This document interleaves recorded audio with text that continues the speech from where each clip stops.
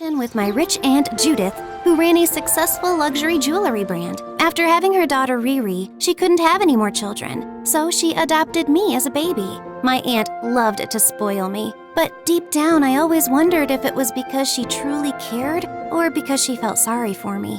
When I was 5, I won a singing competition, and she gifted me a massive dollhouse. I was happy the entire day, until my cousin Riri ruined it. She was 3 years older than me, taller, prettier, and meaner. She had everything, but somehow my very existence offended her. Seriously? She gets a castle for singing a stupid song?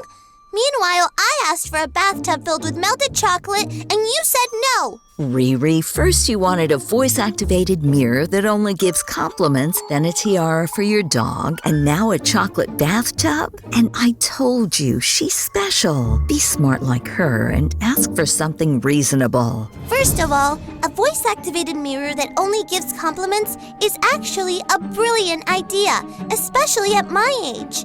It helps me build confidence, which is what you need to be successful. But of course you wouldn't see that, just like you somehow think a song from your little charity case is castle-worthy.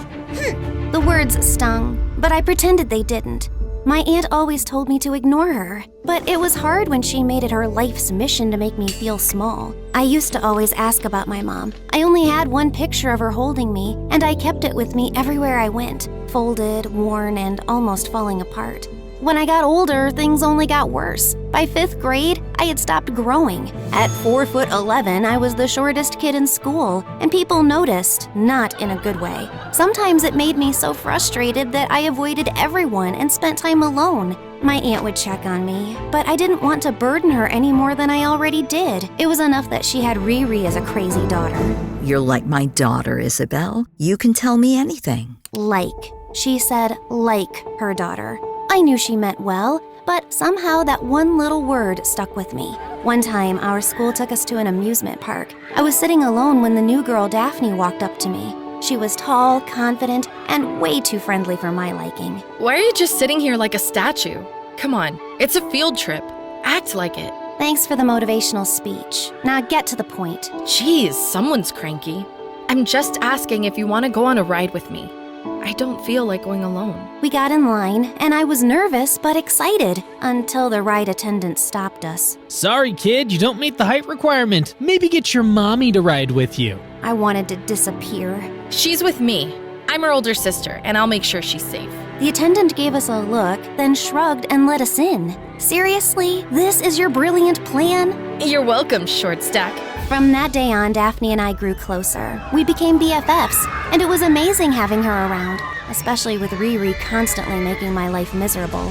One day, when I was in the 7th grade, I got accepted into an elite summer camp for free because of my high grades. My aunt was so proud, she bought me a new car. Why would you buy her a car she can't even drive? And even if she could, she'd never reach the steering wheel. Aunt bought me the car for the driver to pick me up in it. Not my fault you're only good at failing and bullying. How dare you! I'll catch you and sit on you. Riri charged at me, but I spun away effortlessly, landing in a perfect stance on the other side of the room. Oh dear, how many talents do you have? Aunt Judith immediately enrolled me in a gymnastics team, and soon I became the best one there. And with every perfect landing, every gold medal, I hoped maybe this would make her love me even more. Your mom also used to be a gymnast. Hearing that made me feel closer to her. And from that moment, I loved gymnastics even more. But all this gymnastic thing only made Riri even more jealous. Instead of improving herself, Riri just got worse. She started sneaking out, wasting money on useless things, and hanging out with shallow friends. One night, Aunt Judith got a phone call from the police station. They had arrested Riri after she and her friends vandalized the principal's house and threw eggs at all the neighborhood cars. Aunt had to pay a hefty fine and cover the damages to get Riri out of trouble. Oh, why can't you be a normal child? Oh, you mean like Isabel? The perfect little angel who never talks back, never does anything wrong?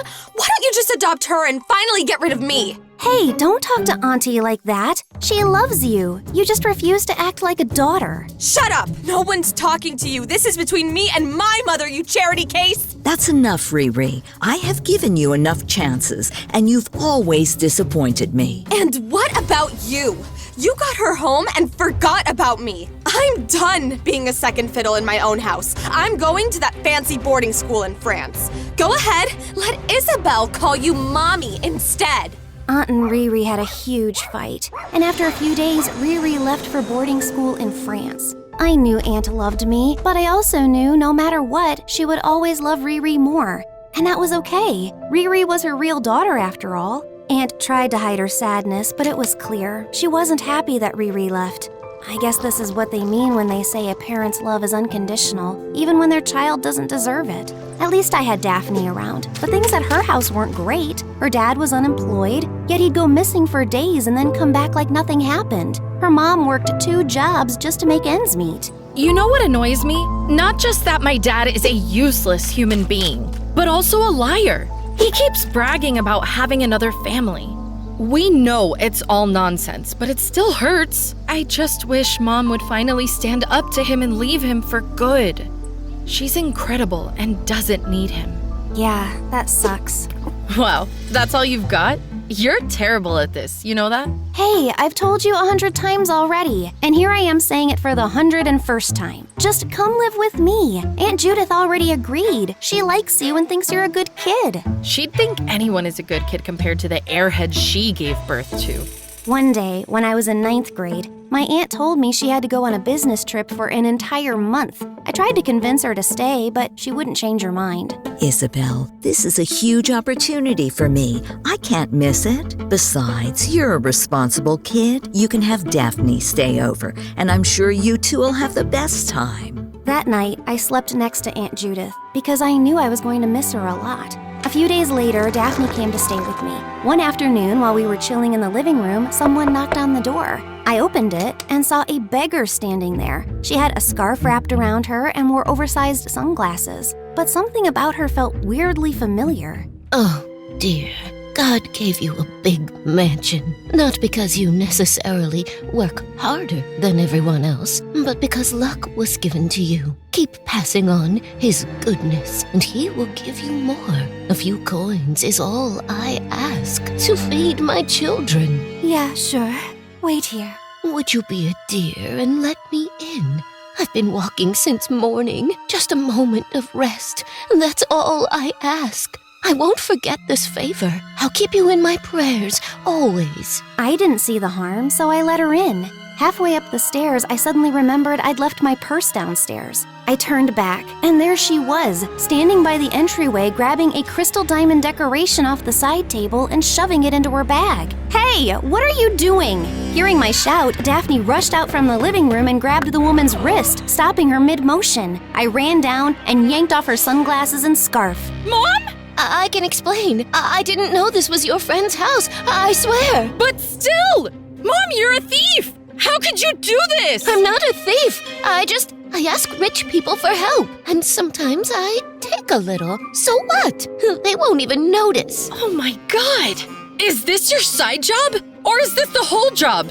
Begging and stealing? How else am I supposed to feed you? Pay for your bills? You think that useless, worthless father of yours is gonna do it? They started arguing, Daphne freaking out, her mom making excuses like it wasn't a big deal. Enough! They both turned to me. Just go. I'll talk to my aunt and see how we can help.